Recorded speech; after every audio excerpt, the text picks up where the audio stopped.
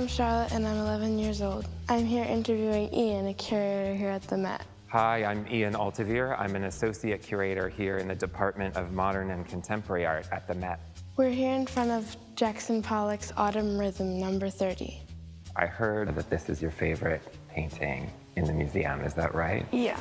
I like that I get to decide what it is to me. It could be anything. It doesn't have to be something sad or something really happy. I think he painted it on the ground. Yeah, he totally painted it on the ground. It's really cool. Jackson Pollock would take huge pieces of canvas. This is one of the largest he made. And he would put it on the floor of his little barn, and he would take cans of house paint, like what he would use to paint the side of a building, and he would take sticks or twigs or whatever he could get, and he would dip it into the can, and then he would slowly, very carefully, drip onto the surface. You didn't touch the brush on the canvas the entire time. That's right.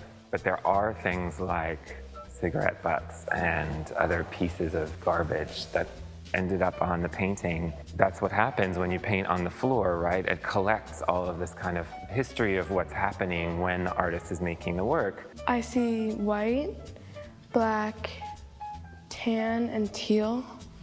And then I see a lighter tan than the paint is the canvas.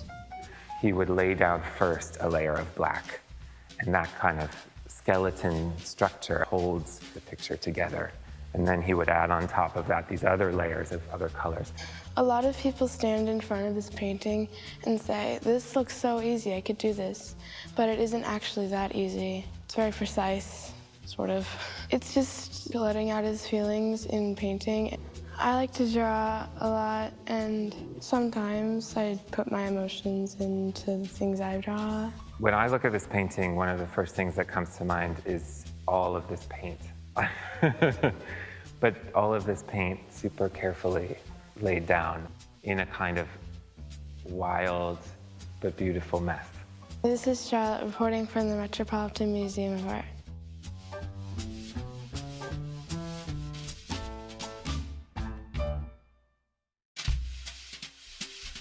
When I look at this painting, I just think that it's really